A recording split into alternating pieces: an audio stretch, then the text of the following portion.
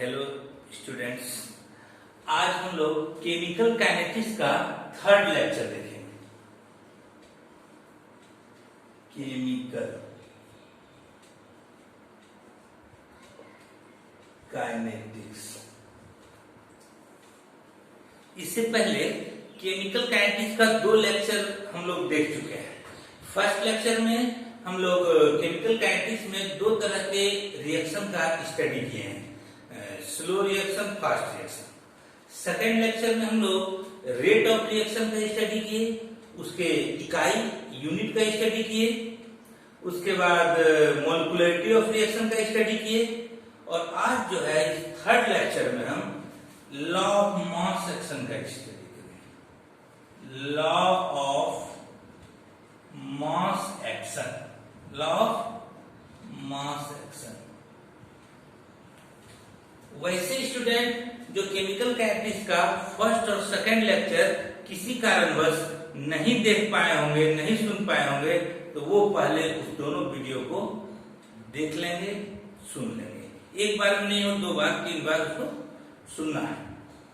इसके बाद third lecture देखिएगा, बहुत आसानी से समझ में आएगा, और हम अपेक्षा करते हैं कि आप लोग वीडियो से लॉकडाउन में बहुत फायदा उठाइएगा।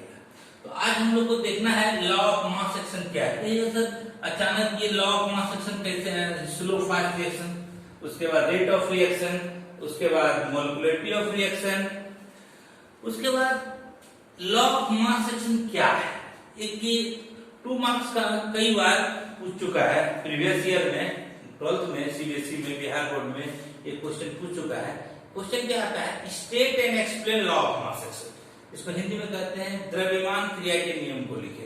तो कोई भी लॉ हम लोग पढ़ते हैं तो दो चीज जानते हैं, इस लॉ को किसने दिया एक, और दूसरा यह लॉ कब लागू होता है। ये दो चीज, इसे ऑब्जेक्टिव पूछ सकता है आपसे कि law of mass action was given bye, scientist का नाम आएगा, तो उसी को हम लोग अभी लिखेंगे। दो बात, एक तो इस लॉ को किसने दिया, यानी लॉ ऑफ मास एक्शन को किसने दिया एक, और दूसरा इस लॉ का यूज कहां करते हैं, यानी कब अप्लाई करते हैं और कब नहीं करते हैं। जब भी कोई मैथ वगैरह में फॉर्मूला कोई बताए तो ये जरूर जानिए कि ये फॉर्मूला लगता है तो सब जानता है, कब नहीं लगता है उससे गलती नहीं होती है। तो आइए देखते हैं लोग लॉ ऑफ मास एक्शन क्या है। तो सबसे पहले लॉ ऑफ मास एक्शन किसने दिया था, तो लिखेंगे यहां this law was given by, this law was given by Guldberg. This law was given by Guldberg and Veitch. दो साइंटिस्ट ने मिलकर इस लॉ को एक्सप्लेन किया। This law was given by Guldberg and Waage. Second, this law is applicable, this law is applicable for, यानी apply किया जाता है, this law is applicable for reversible reactions। अब कोई स्टूडेंट सोचेगा सर ठीक है लॉ किसने दिया समझ गए, लेकिन यह लॉ अप्लाई किया जाता है किस तरह के रिएक्शन में, रिवर्सिबल रिएक्शन। अब इस मिनट के लिए बहुत सारे स्टूडेंट को ये यहाँ पर कंफ्यूजन होगा, सर रिएक्शन तो समझे, रिएक्शन में ये लॉ लागू होगा, ये रिवर्सिबल क्या है। रिवर्सिबल रिएक्शन वैसे रिएक्शन को कहते हैं जो बोथ डायरेक्शन, दोनों में, माने उसमें रिएक्टेंट से प्रोडक्ट बनता है और फिर प्रोडक्ट से रिएक्टेंट बनता है। 11th क्लास में एक चैप्टर है, आप लोग निकाल कर देख सकते हैं, ये केमिकल इक्विलिब्रियम, सिर्फ इक्विलिब्रियम हेडिंग होगा उसका, उसमें हम लोग टाइप्स ऑफ रिएक्शन पढ़े थे, रिवर्सिबल और इरिवर्सिबल। जो सिर्फ फॉरवर्ड डायरेक्शन में होता है उसको इरिवर्सिबल कहते हैं, और रिवर्सिबल इसको हिंदी में उत्क्रमणीय बोलते हैं। ये दोनों दिशा में इस तरह के रिएक्शन के लिए लॉ लागू होगा। आइए इसके स्टेटमेंट पे हम लोग चलते हैं। स्टेटमेंट एग्जाम में ये क्वेश्चन 2 मार्क्स का है, तो आप लोग जानते हैं ना कि 12th बोर्ड में शॉर्ट क्वेश्चन 18 रहता है, उसमें से 10 लिखा रहता है। तो उसमें एक क्वेश्चन आ सकता है आपको नेक्स्ट ईयर कि state and explain law of mass action. एक लाइन ये लिख देंगे कि लॉ किसने दिया था? लॉ गुलबर्ग और वेज ने, ये लॉ रिवर्सिबल रिएक्शन में लागू होता है। इसके वजह से स्टेटमेंट, दिस लॉ, गौर कीजिएगा sir, this law states that, this law states that at constant temperature, this law states that at constant temperature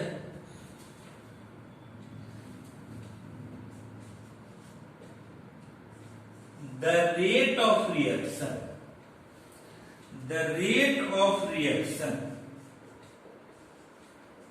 is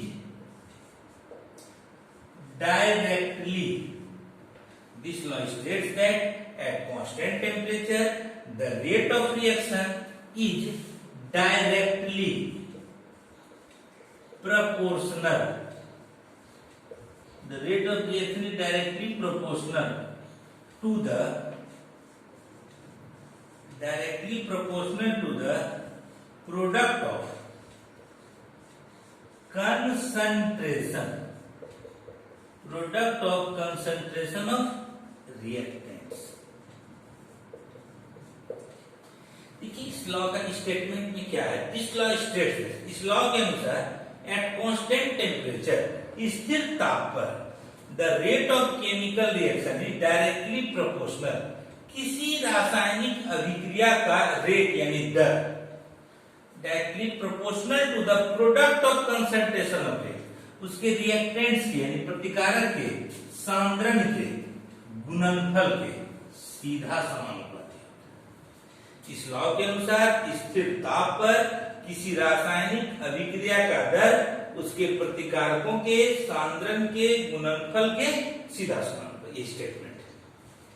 एक चीज है, जितना भी आपको अभी तक पढ़ाया first lecture, second lecture, third lecture का, उसका जो है पीडीएफ बना करके हम आप लोग को नोट्स के रूप में देंगे। उसमें हिंदी मीडियम के स्टूडेंट को ज्यादा फायदा हो जाएगा, इंग्लिश मीडियम पे यहाँ लिखा भी रहे हैं, उसमें इंग्लिश तो रहेगा ही, साथ साथ हिंदी में भी रहेगा, तो उससे आप लोग अपना फेयर नोट बना लें।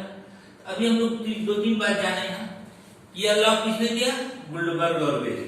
ऑब्जेक्टिव क्वेश्चन, यह लॉ कब अप्लाई किया जाता है, लागू होता है? Reversible reaction. थर्ड बात, इसका स्टेटमेंट क्या है? तो this law states that at constant temperature the rate of chemical reaction, the rate of, यहां पर जोड़ देंगे, the rate of chemical reaction is directly proportional to the product of concentration of reactant. किसी reaction का जो rate है वो किस पर निर्भर करता है? रिएक्टेंट्स पर, प्रतिकारक पर, किसके प्रति? अभिक्रिया। इस तरह से बोर्ड पर इसको समझते हैं। एक चीज ध्यान रखिए, केमिकल काइनेटिक्स का थर्ड लेक्चर है, सिस्टमैटिक देखना है वीडियो को तब समझ में आएगा। आइए देखिए, हम यहाँ पर क्या डिस्कस कर रहे हैं? Law of mass action. तो इसमें क्या बता sir, law of mass action पढ़ने का या पढ़ाने का क्या उद्देश्य है? ये जानना कि कोई भी केमिकल रिएक्शन जो है किस पर निर्भर करता है, कोई भी रिएक्शन किस पर निर्भर करता है। जैसे समझिए, मान लेते हैं एक reaction, let us consider a reaction. Let us consider a reaction. N1 moles of A reacts with N2 moles of B gives N3 moles of C and N4 moles of D. एक reaction है, इसको हम लोग consider किए और इसी reaction को देखते हुए हम लोग लॉ ऑफ मास एक्शन को यहाँ पर समझेंगे। स्टेटमेंट में है कि कोई भी केमिकल रिएक्शन जो है वो उसके प्रतिकारक के सांद्रण पर निर्भर करता है। जैसे ए और बी आपस में रिएक्शन क्या है? सी और, जैसे इस रिएक्शन को देखिए, समझिए, ए रिएक्टेंट है, बी रिएक्टेंट, मतलब ए और बी क्या है? रिएक्टेंट है, और सी और डी प्रोडक्ट है। तो कोई कहेगा सर ये N1 N2 N3 N4 क्या है? N1 N2 N3 N4 ये सब क्या है? स्टोइचियोमेट्रिक कोएफिशिएंट। जैसे बैलेंस करने के लिए रिएक्शन क्या नहीं आता है कभी, जैसे देखते हैं कि इधर 2 ऑक्सीजन इधर 2 से मल्टीप्लाई कर दे तो 1 2 3 4 जो कोएफिशिएंट आता है रिएक्शन को बैलेंस करने के लिए, उसी की जगह यहाँ पर जनरल रिएक्शन है, ये कोई जनरल रिएक्शन स्टेज में N1 N2 N3 संतुलित करने के लिए जो यहाँ पर आता है 1 2 3 4 रिएक्शन में वही है N1 N2 N3 और A और B रिएक्टेंट है, C और D प्रोडक्ट है। अगर आपसे कोई पूछे कि इस रिएक्शन का दर रेट, इस शुरू में ही बताया था कि केमिकल काइनेटिक्स में हम लोग किसी रिएक्शन के रेट का स्टडी करते हैं और उसके मैकेनिज्म का। यहाँ देखिए ये रिएक्शन दिया रहेगा, बोला क्या बताइए इसका रेट किस पर निर्भर करेगा, इस दोनों पर, ए और बी के कंसंट्रेशन पर, मतलब ए और बी के अमाउंट, ए और बी के अमाउंट पर। जैसे अगर इसका हमको रेट इक्वेशन लिखना होगा तो इस रिएक्शन का ऐसे लिखा है, देखिए 2 मार्क्स का क्वेश्चन है। स्टेटमेंट लिखेंगे और स्टेटमेंट में जो कह रहा है कि rate of reaction is directly proportional, इसको यहां दिखाएंगे, ऐसे लिखेंगे, समझिए सब लोग। Rate of reaction is directly, ये directly proportional to the product of concentration of reactant. इसमें रिएक्टेंट दो है, ए है और बी है। ये जो इस तरह से जो स्क्वायर का इस तरह ब्रैकेट, इसको हम लोग कंसंट्रेशन पढ़ते हैं। क्या पढ़ते हैं? कंसंट्रेशन। ए और बी रिएक्टेंट, यहाँ क्या दे कि rate of reaction is directly proportional to the product of, इन दोनों के बीच में क्या है, यहाँ मल्टीप्लाई का साइन है, इसे समझ, मल्टीप्लाई यानी डॉट है, लिखना नहीं समझना है। ए और बी क्या है, यहाँ प्रोडक्ट है दोनों का, तो directly proportional product of concentration of reactants. इस चिन्ह को कंसंट्रेशन कहते हैं, इसको ऐसे। कंसंट्रेशन का मीनिंग पिछले वीडियो से लिखे थे, बताए भी थे। कंसंट्रेशन मतलब वह मोल पर लीटर यूनिट होता है, तो उसका अमाउंट कहिए, इसके माने इस रिएक्शन का रेट जो है ए और बी के मात्रा पर, ए और बी के मोल पर, ए और बी के अमाउंट पर, या ए और बी के कंसंट्रेशन, 2-3 तरह। कंसंट्रेशन को हम लोग मोल भी बोलते हैं, कंसंट्रेशन को अमाउंट भी बोलते हैं, या ए और बी के मास पर।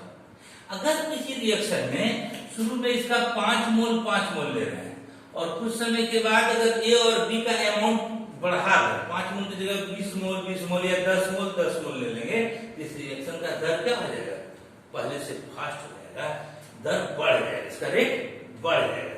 मतलब अभिक्रिया का दर जो है वो रेट जो है किस पर निर्भर करता है, रिएक्टेंट्स के कंसंट्रेशन पे, इसी दोनों के गुणनफल पर। हाँ, एक चीज ध्यान दें, इसको कहते हैं रेट इक्वेशन। क्या बोलते हैं इसको? रेट इक्वेशन या वेग समीकरण, इसको पूरे। यहाँ देखिए कोएफिशिएंट N1 है, इसका कोएफिशिएंट यहाँ पावर में आता है, लिखने का तरीका है, और इसका कोएफिशिएंट N2 है, इसका पावर क्या हो जाएगा, N2। ये लॉ एक बार 11th क्लास में हम लोग इक्विलिब्रियम चैप्टर में पढ़े हैं, और लेकिन क्वेश्चन तो 12th में आया है, तो केमिकल काइनेटिक्स में ये फिर रिपीटेड है, और केमिकल काइनेटिक्स में इसको पढ़ने का उद्देश्य तो क्वेश्चन डायरेक्ट आता है, state and explain law of motion, इसलिए इसको पढ़िए। दूसरा, हम लोग का जो माने पढ़ने का जो चैनल है, पहले हम लोग स्लो फास्ट रिएक्शन पढ़े, फिर रेट ऑफ रिएक्शन पढ़े, फिर मोलकुलरिटी पढ़े। इसके बाद हम लोग को पढ़ना था ऑर्डर ऑफ रिएक्शन। क्या पढ़ना है? Order of reaction. इसी ऑर्डर ऑफ रिएक्शन को समझने में हम लोग को लॉ ऑफ मास सेक्शन का यूज है, इसीलिए। और स्टेटमेंट में इसका स्टेटमेंट पूछता भी है, law of mass section direct question भी आता है, और इसके बाद का जो टर्म हम लोग को पढ़ना है टॉपिक ऑर्डर, इसी चैप्टर में केमिकल काइनेटिक्स में क्या, ऑर्डर ऑफ रिएक्शन, अभिक्रिया की कोटि। तो उसको पढ़ने के लिए हम लोग को लॉ ऑफ मास सेक्शन का कंसेप्ट होना चाहिए। किसका कंसेप्ट होना चाहिए? लॉ ऑफ मास सेक्शन का। एक डायरेक्ट क्वेश्चन भी लॉ ऑफ मास सेक्शन आता है, आ सकता है, आया भी है। और दूसरा, ऑर्डर ऑफ रिएक्शन का डिफिनेशन पूछेगा, या कहीं पर रिएक्शन का ऑर्डर निकालने के लिए इसका पूछा जाता है। जैसे कि मोलकुलरिटी पढ़ा चुके हैं, जितने मॉलिक्यूल किसी रिएक्शन में भाग लेते हैं वो अभिक्रिया का मोलकुलरिटी होता है। उसी तरह से किसी रिएक्शन का ऑर्डर कैसे निकालते हैं, इसको हम लोग डायरेक्ट देख के नहीं बता सकते, थोड़ा सा उसमें समझना होगा, वो एक्सपेरिमेंटल चीज है। मोलकुलरिटी तो सिंपल डिफिनेशन है कि किसी रिएक्शन में जितने मॉलिक्यूल अभिक्रिया में भाग लेते हैं उसको हम लोग मोलकुलरिटी कहते हैं। इसी तरह से पूछेगा व्हाट इज मोलकुलरिटी ऑफ रिएक्शन, तो वो लिख देंगे। लेकिन जब ये पूछेगा what is order of reaction, तो थोड़ा सा उसके डिफिनेशन के लिए हम लोग को इस लॉ ऑफ मास सेक्शन का यूज करके समझना है। इसीलिए हम लोग ऑर्डर ऑफ रिएक्शन से पहले क्या पढ़ते हैं, लॉ ऑफ मास सेक्शन, ठीक है। और आगे फिर किसी चैप्टर में इसका जरूरत पड़ सकता है, लॉ ऑफ मास सेक्शन का 11th में भी इसको हम लोग पढ़े। तो ये हम देखिए, तो कोई पूछेगा कि ये कहां से लिखे सर, ये हम अपने मन से नहीं लिखे, ये जो लिखे हैं ये हम अपने मन से नहीं लिख दिए, ये जो स्टेटमेंट है लॉ ऑफ मास एक्शन का, उसमें कहा गया है कि this law states that at constant temperature the rate of reaction is directly proportional to the product, माने गुणनफल, product of concentration of reactant, प्रतिकारकों के सांद्रण के गुणनफल के सीधा समानुपाती। ऐसा यहाँ कहा है। तो जो बात वहां स्टेटमेंट में कह रहा है उसी को हम लोग यहाँ एक्सप्रेस कर रहे हैं कि रेट ऑफ रिएक्शन, इस चिन्ह को क्या पढ़ते हैं, directly proportional to the product, ये दोनों गुणनफल है, प्रोडक्ट ऑफ कंसंट्रेशन, ये दोनों इस दोनों चिन्ह को क्या बोलते हैं, concentration, product of concentration of reactant, ये दोनों क्या है, रिएक्टेंट है, और ये दोनों क्या है, प्रोडक्ट। इसमें लिख सकते हैं यहाँ पर वेर,